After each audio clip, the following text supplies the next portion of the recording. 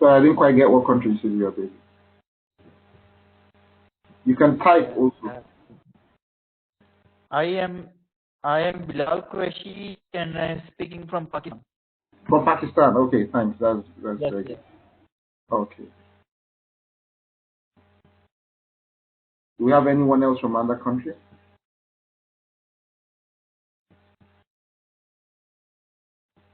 Bilal, sorry, where are you based? I am based in Pakistan. Pakistan also. Okay. Yes, yes. Okay. I thought we were expecting someone from Dubai, but I may have been made a mistake. Okay, so I will give a quick overview of this unit. This is obviously a level 7 qualification, which means it's equivalent to a master's degree. That's the level at which postgraduate studies at which is placed. You can come out with a pass, a merit, or a distinction.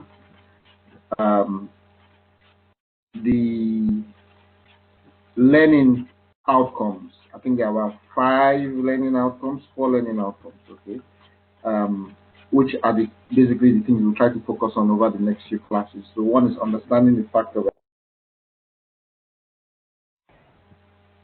understanding human resource management strategies in the organizations,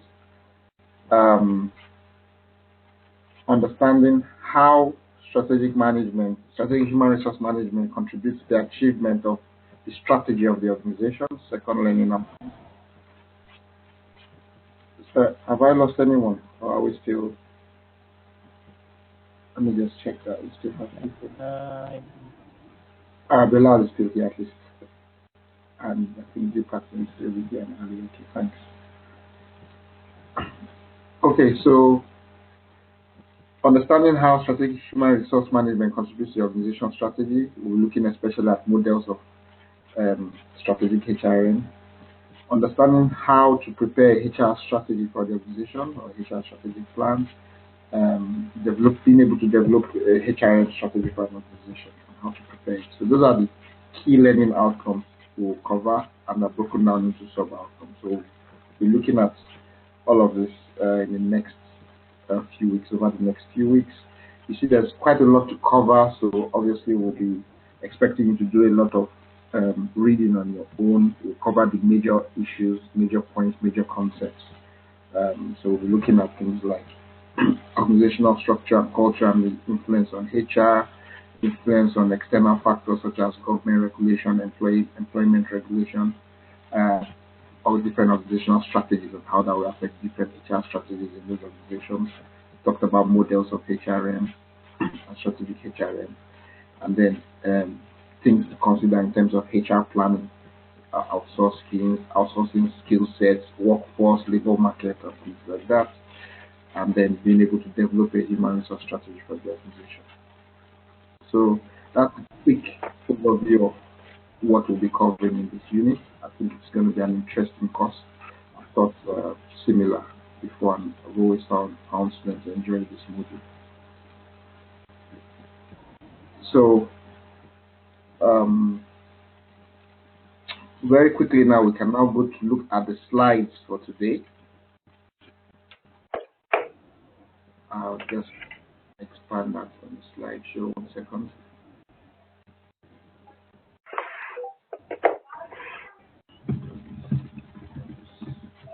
Okay.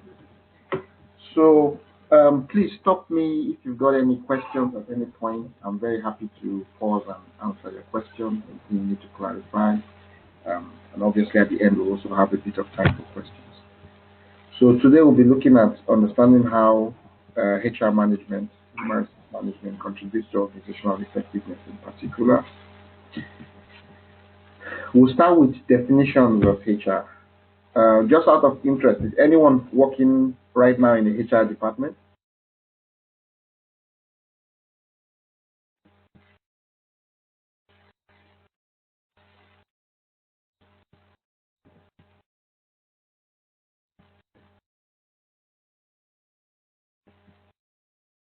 So often, sometimes we get students who are working in the HRM department, others who are new to HR or work in other departments in the organization, and their perception of HR is often very different. So the next couple of slides give you some academic definitions of HR. Obviously, these are important definitions you will need if you're interested in writing on this in your assessment. John Bratton's definition, very important, about a strategic approach to managing employment relations, leveraging people's capabilities. So how do you leverage your people's capabilities in your organization in a strategic manner? That's the idea of strategic HRM. So definitions by Briscoe and Schuler are there. I think one very good definition, easy to understand, is the one by Michael Armstrong, very popular textbook on HRM. It defines HRM as a strategic approach of acquiring, developing, managing, and motivating an organization's key resource people. So two main things there. One is the strategic approach. You can't just do it in an ad hoc or random manner. We want a coherent, integrated, strategic, long-term approach. So one key thing about a strategic approach is that it must be long-term, proactive rather than reactive. This definition by Michael Armstrong also emphasizes people are your key resource. So your view of people as your key resource obviously means how you go about developing, managing, and motivating them. It's important, and that's your HRM. So we are on to I think slide 6 now. This is the idea of why do we call it strategic HRM?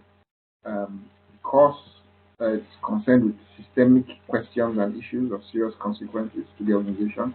So things that are regarded as strategic in an organization and its HRM are, one, things that are long-term, two, things that are very high importance. If they are not of high importance or not really long-term, then we don't really view that as a strategic issue. So HRM obviously has a non-strategic aspect, a day-to-day aspect, filling applications for annual leave and things like that, ensuring that you get paid at the end of the month. But the more strategic aspect is the approach we'll be focusing on in this unit. So a big push in the recognition of the field of HRM came obviously in the 1980s with the idea of HRM, development of HR specialists who will take a strategic perspective for, in advising the business. So we are on to slide 7 now, and what I want to, I just want to help you contextualize slide 5 to slide 7. In slide 5, we are talking basically about different ways of looking at HRM. So one way of looking at HRM is as a micro issue, micro HRM. This is what I talk about, the non-strategic HRM. People need to be paid at the end of the month. Some admin processes for annual leave need to be filled out. Some book rooms need to be booked for an interview for job applicants trying to work for the company, things like that. So we'll look at that as micro HRM or non-strategic HRM. They have to be done, they're important. The second aspect is, which is what we are focusing on slide 6, we call that strategic HRM, and I've explained that, linking the organization's strategy with HR strategy. So the HR strategy must support the organization's strategy. And the third popular aspect of HRM is what we call international HRM. So this is how HRM is done in multinational corporations, mainly organizations that operate in more than 2 countries, that cross national boundaries, that hire expatriates.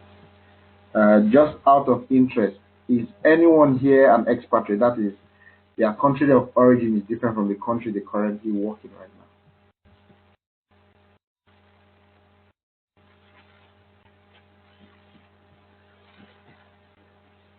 Anyone? So the class I taught yesterday was interesting. I had a chap who works in Pakistan, sorry, who is his country of origin is from Pakistan, but who works currently for a multinational in Africa and Sudan. Right. So the way we manage such an employee will be different than we manage them as an expatriate. So that's what international HRM is talking about. I think we are in our own country and working in our own country, but I am actually working in a government organization and I manage the projects. Sorry, can you talk a bit louder? I'm just trying to hear what you speak. I'm sorry? Yeah, can you talk a bit louder? I was struggling to hear what you said.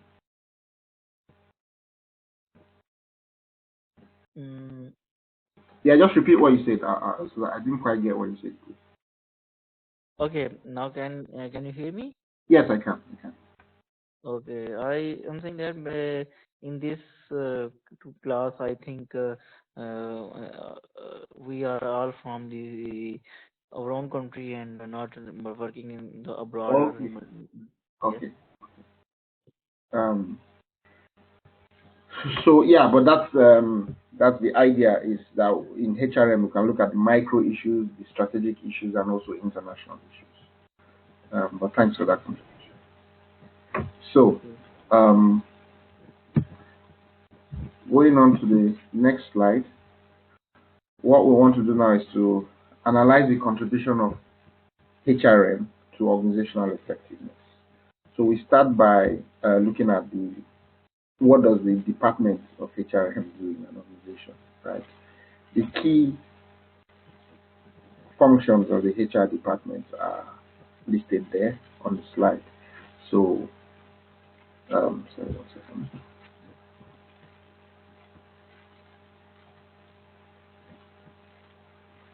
So, staffing, development of workplace policies, compensation and benefits administration, which some people call reward management, retention, training and development, dealing with laws affecting employment. So employment law is a big part of HRM and is different for each country. Worker protection and worker rights, worker employment relationships, things like that. And then obviously communication. Retention? Sorry? What does retention mean? I need to say. Yeah, very good question. Very good question. So if you think about it, your organization spend a lot of time and money to recruit you because they want, top talent like yourself, right? But what happens if you leave after 6 months? All the you spend on recruiting you, possibly training you in that 6 months, and all the work they expect you to do, they lose. So we've now started looking at attracting and recruiting people, but also retaining them as part of HR. So what is your retention strategy? Is the issue. What are you doing to ensure that employees want to continue working for you and not leave? So that's what we mean by retention. Yeah, very good question. Thank you very much.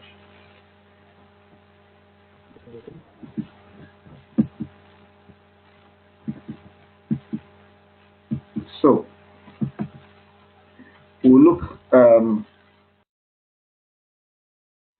little bit at some of these functions of HRM today. So obviously staffing involves recruitment and selection, and putting people on the right salary grade and things like that. 4 main steps to staffing. So 1, developing a staffing plan.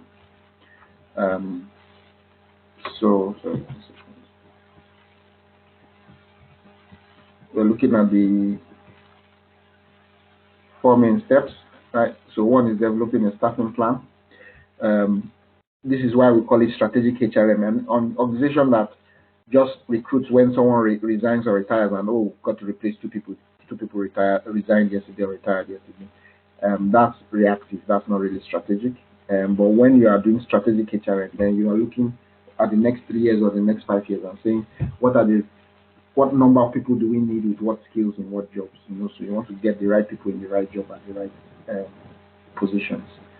So you have a staffing plan, a workforce plan to do that, right? So then that's a strategic approach, a proactive long-term approach rather than a reactive approach, just replacing people who retire or resign. The second thing is development of policies to encourage multiculturalism at work. So a big part of your staffing in this era of globalization is multicultural workplaces. either through migration, so you may be considered a local company, but you have a migrant workforce. People from different countries who are migrants in that country will work for you. So you now need to develop managers and staff with multicultural skills that can get on together, synergize and work and maximize that diversity. Or you may be a multinational company operating in more than one country, in which case you have employees from different countries that need to be brought together to work, and different cultures. So you need to have some policies that support that multicultural workforce and maximizes the advantage of it. Then the third aspect of starting is the actual recruitment. This is where you advertise jobs and try to get people to apply for them, sending their CVs, filling application forms, and so on. And the fourth aspect is selection. This is where you now shortlist people, interview them, and pick the right person or right people for the job. So many people will apply due to your advert in recruitment, but in selection you are more specific to now filter out and specify which one or which ones you want to work for you. So that is staffing.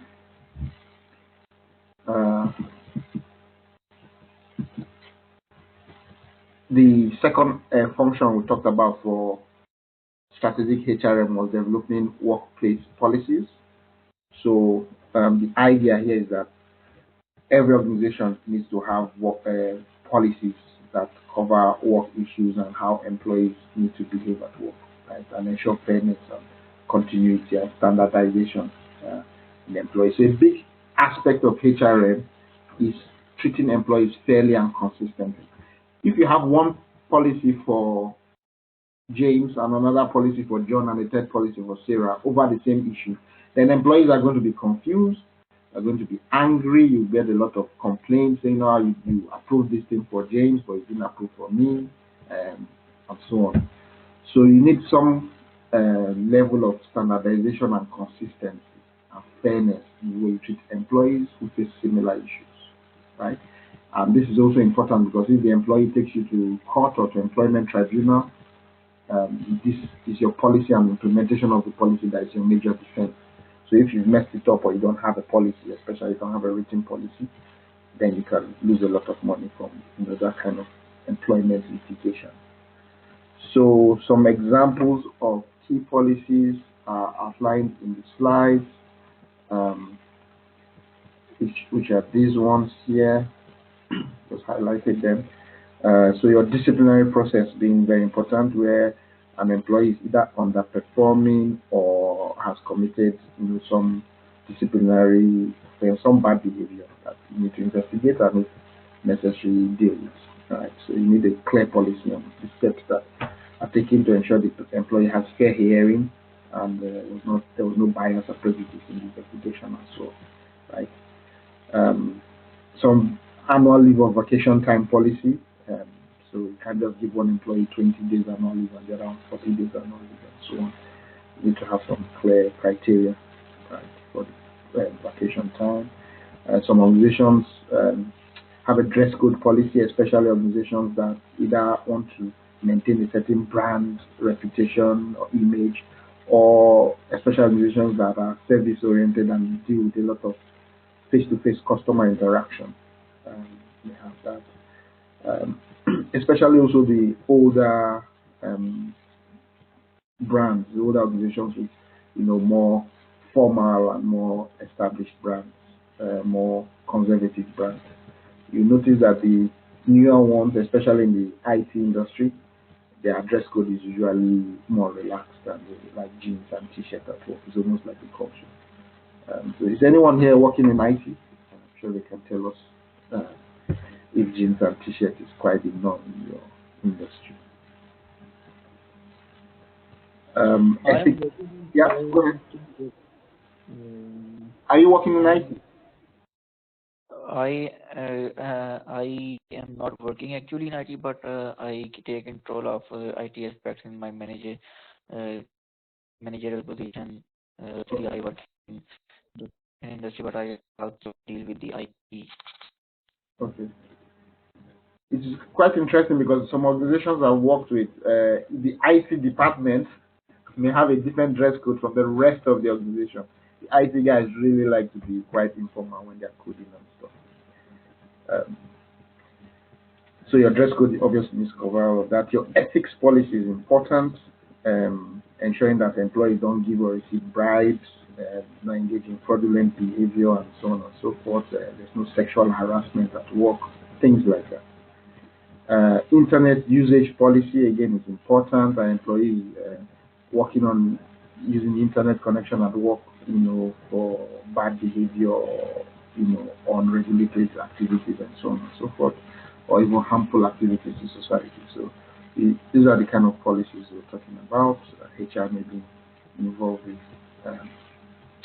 elaborating for the organization. So the third function of HR that we'll look at today is what we call compensation and benefits administration. Some people call this reward management. So most employees will tell you that they look forward to payday with eager anticipation every month or every week, depending on when they're paid. It's one of the joys of working is getting paid for most people. So obviously HR needs to determine who gets paid when, what levels, right? So is your compensation fair? Does it meet national minimum wage and other regulatory requirements? Does it meet industry standards?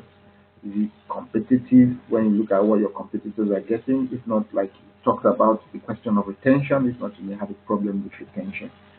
People may come in, but after 6 months, 1 year, they leave because your competitors pay higher for a similar job, right? Is it enough to attract the best of the best in terms of talent to the organization? So fixing the rate of pay and constantly reviewing that is important. So when we talk about reward or compensation and benefits, it's wider than just the salary you get at the end of the week or the month, your wages and salary, right? It involves quite a few things. So again, I'll just highlight how wide this area is for HRM. We look at the actual pay, but we also look at providing health benefits, for instance, health insurance, private health insurance, or even payments for healthcare at a specific hospital for your employees, for your workforce.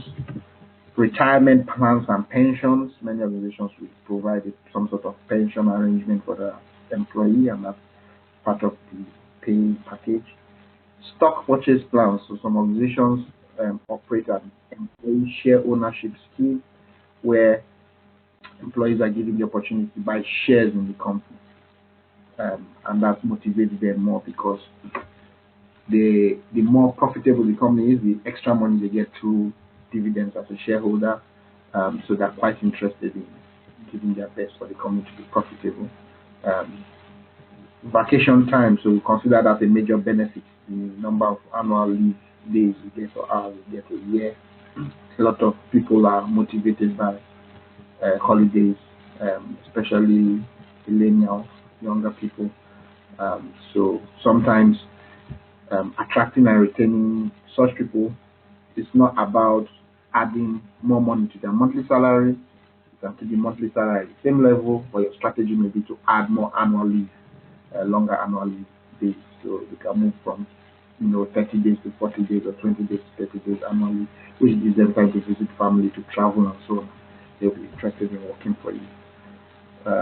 Obviously, sick leave, the number of absence days you can have off sick is an important part. And then some organizations will pay bonuses. For instance, the sales bonus, sales commission, if you're a salesperson, for each item you sell or whatever, you get a bit extra money.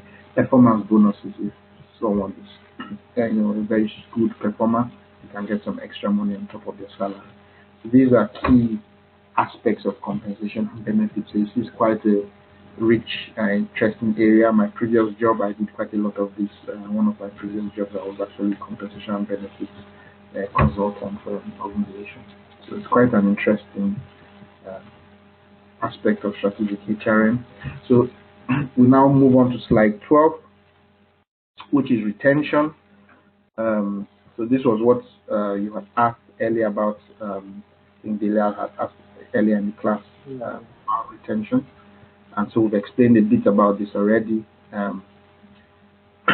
So it involves keeping your employees rather than losing them, keeping them continue working for your organization, keeping them not just their physical body present, but keeping them engaged. You know, some employees are still working for you, but their mind is elsewhere. They are already disengaged, thinking about their next job or whatever. You know, so you want to not just retain them physically, but also in terms of mental commitment and engagement with the job. So keeping them motivated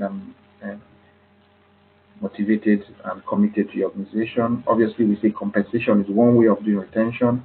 If you pay less than your competitors are paying for a similar job, you may lose employees. So you need to keep on constantly scanning the environment where your competitors are paying for each job level or each type of job, so that you are not being left behind. But apart from compensation, there are some other issues employees may leave an organization. So look at these ones again. I'm highlighting issues around their performance, challenges with their manager. Big issue for a lot of employees. If they don't like their the manager's leadership style, management style, how the manager treats them, then they will leave the organization. It's a big thing. Poor fit with the organizational culture. Some people don't like the organization as a whole. Your manager can be okay, but the whole organization and what it does and the way it behaves, and whether it fits with the culture, it's a big thing. Some people may leave, and then some have a poor workplace environment where when you go to work, either you don't have the facilities like the computer or the internet or the office space or the desk that you feel you want, or people are nasty rather than being friendly in terms of your teammates at work. So whatever the climate and workplace environment is, it's a key issue. So just out of interest, are there any things that may make someone think about, or any of you now learners here on this class, is there anything that may make you think about leaving a job? What are the key things that will make you leave a job?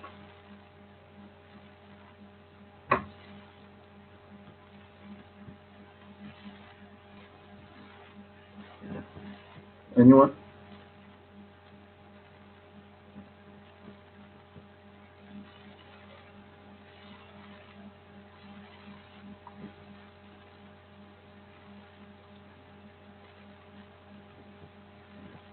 So again, when I usually ask this question, some people focus on the pay, but I get all sorts of answers, and it tells you the range of things that are important for retention.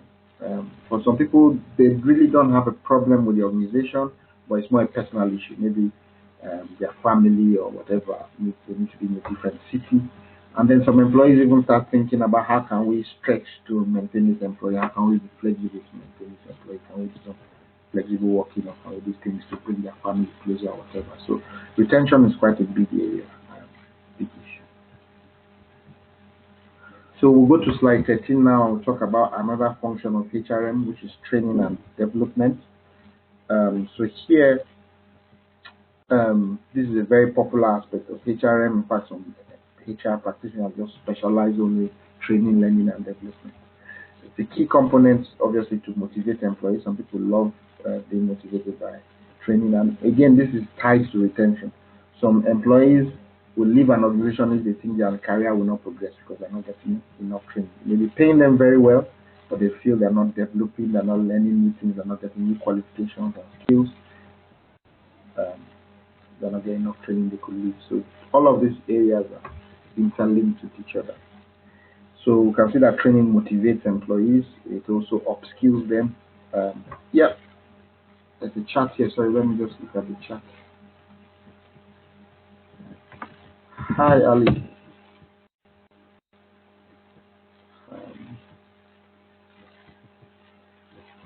I'm waiting for Ali. I think maybe he wants to. Is everyone hearing me okay?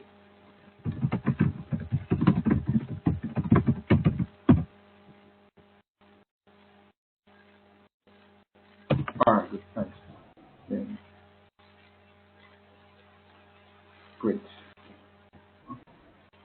So we'll quickly continue. So I think we are looking at training, different types of training. So again, I'll just highlight on the slide key things to note when it comes to training. Specific job training, like a specific type of computer application for your job. Training for more softer skills like communication and team building, and then some mandatory training that are required by law or by ethics policies, such as against sexual harassment. So a wide range of training we deliver in HRM. So we'll come to 1.3 now, evaluating the different approaches to organization state staff recruitment and selection. So again, this is quite a rich and varied area. How do we undertake recruitment and selection? How is it different in different organizations? Of course, it must reflect your brand image, your corporate goals, your strategy, and so on. So different countries do it, companies do it in many ways. There are steps to recruitment that some companies obviously need to take note of. So the first step is your vacancy authorization or job. Somebody in the organization must authorize that we have a vacancy. This is the vacancy, this is the position, this is the salary level, and so on. Then you either have an existing job description and person specification, or you need to produce that. Then you need to ask yourself, do you want to focus on recruiting internal candidates, that's employees who are already in the organization, but this might be an opportunity to either get some promotion to a higher role, or extend their job experience to a wider role, and so on. Or you could go externally and recruit someone from outside the organization to come in, or you could mix and give both an opportunity to apply for the job, right? And so on. So then, in terms of job analysis, from time to time you need to refresh your job description, or if you didn't have it before, it's a new job, or you're a new organization, then you need to create it from scratch. So you need to do what's called job analysis. You need to understand, use an analytical method, a systematic method to understand what the job entails, what are the key issues in the job, what are the key duties and tasks and skills required to do the job. So we'll look very quickly at the Hackman and Oldman model. Also, you need to also check from time to time what your competitors are doing in terms of similar jobs and so on, because you're always in competition with other organizations for your staff. So we'll be looking at that. The Hackman and Oldham's model of job analysis. So you start by selecting the job you want to analyze, determine what type of information you need, and then find the sources of data, which may be from previous people who have done similar jobs, people who have managed them, from your competitors who are maybe doing the job slightly differently and you want to learn from them. Determine methods of data collection. Will you do interviews, a survey, and so on? Will you do a website search for similar job descriptions? Collect this data, evaluate it, and analyze it, and then use the data to start writing your own job description. So that's the key issue there. Sorry, 1 second. Just need to check the chat.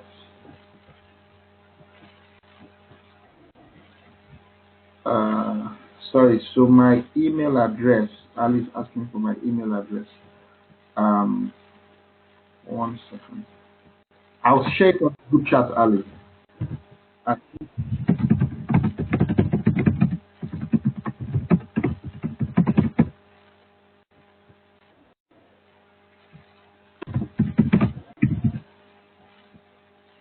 hope you're on it. That should be easier. Okay, and then we'll have a dedicated session where we'll look at coursework support. So some of you are asking questions about coursework support. Right. So let's get back to what we're talking about. So that's the Hackman and Oldham's model. You would then use it to develop usually 2 documents, or 1 document with 2 sections. One is a job description that lists the tasks and duties and responsibilities that are expected for the job holder for that job. The second thing is the person specification, which is the kind of person you think will do best in this job. What are the skills? What are the competencies? What are the qualifications that such a person will need to have? So one is focused on the job and the duties. The other is focused on the person's skills and qualifications and things like that, the person's specification. So we need to refresh that. In terms of recruitment, we've got a range of different ways we can recruit. We can recruit permanent or fixed term employees or agency employees. You can recruit as an apprenticeship, so it's a part training, part work role. You can recruit internships and placement students. You can recruit people as self-employed or contractors, and their pay is usually different. Tax, the way you treat them for tax purposes is different.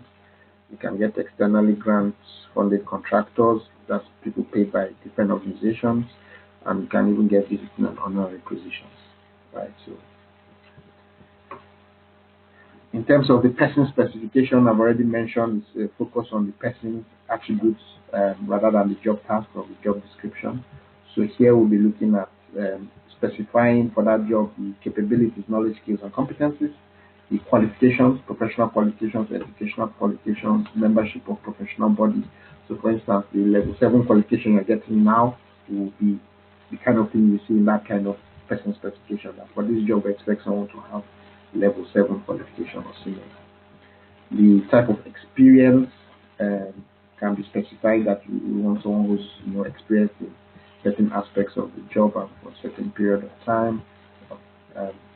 Personal qualities, personal skills and competencies like leadership, motivation, teamwork, quite important. So you may want to specify those that you think match that job, and then usually in the job description, not in the person specification, but in the job description, we normally have the terms and conditions. So you state what the salary range will be, hours of work, how many holidays, key benefits. Will the person need to travel as part of the job, especially in a multinational company or even internally? Mobility requirements, or the person need to have a driving license and things like that. So you need to specify all of this. This helps you also filter out people who don't meet this criteria. So it makes your recruitment easier. Only people who know they meet this criteria now and self-select themselves and apply for the job. So it saves you a lot of time. So this is a graphical model that just quickly summarizes how we would recruit, starting from the job analysis, like we talked about, the recruitment plan, we talked about defining requirements, attracting candidates through your adverts, and then your selection will take some form of a filtering process, either through job interviews and assessment center. Some will do psychometric tests or similar tests and so on. We get candidates from different sources, so we advertise in different places, internet, online, through headhunting, recruitment consultants. We go to universities and schools to get their students to apply and so on, asking employees to recommend people, casual speculative applications, so people just email you their CV and stuff. So different sources of candidates. So now we're looking at analyzing the HR needs of the organization in different sectors of the economy. So these aspects really you need to read up for yourself, because what the slides do here is they just summarize some key research that has been done on different aspects of HR and different aspects of sectors of the economy. But basically the idea here is that your HR will be different depending on the sector you are in. So if you are in the construction industry, or the way you do HR is likely to be different from a company in the IT industry or a banking industry and so on. Also, the size of your organization is important. So large organizations tend to do HRM different from small and medium scale organizations and so on. So that's the idea behind this kind of this topic here, right? So how they'll be different in different sectors, and then this one is the one I was talking about, the link between HRM and organizational performance, productivity, and profit. So this slide summarizes a lot of research that has been done by people like Guest, Wood, Fossley, Patterson, and so on. Key HR researchers on this area, and what they've done is they've shown how different aspects of HR, recruitment, employee engagement, training, retention, and so on, how each of these will contribute to organizational performance and productivity. Right. So you can read these up by yourself, but they just basically show a research evidence base for each function of HR discussed and how that can contribute to organizational performance. So, as for instance, you see the slide on the slide, William Metman, 1996, talked about how career planning, can help and motivate employees, for their personal development and how that will benefit the organization and so on. Financial participation schemes such as we talked about in compensation, employee share ownership schemes and things like that, how they're beneficial to the organization. So you can read up on those slides yourselves and look at specific aspects of HR and their contribution to the function. So obviously the last slide is the references, and some of the key references for this unit are there and for this topic today. So I'll encourage you to look at that. So are there any questions on what we've covered today? Does anyone have questions on what we've covered today?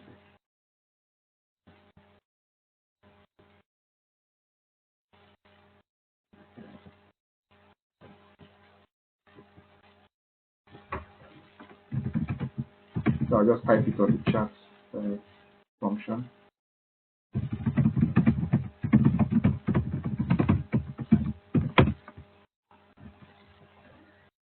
And also just to remind everyone that we'll have a dedicated session on coursework support, probably at the end of the unit, so don't worry too much about that. So any questions on what we've covered today? We've covered quite a lot, but some very important foundational concepts for strategic HR.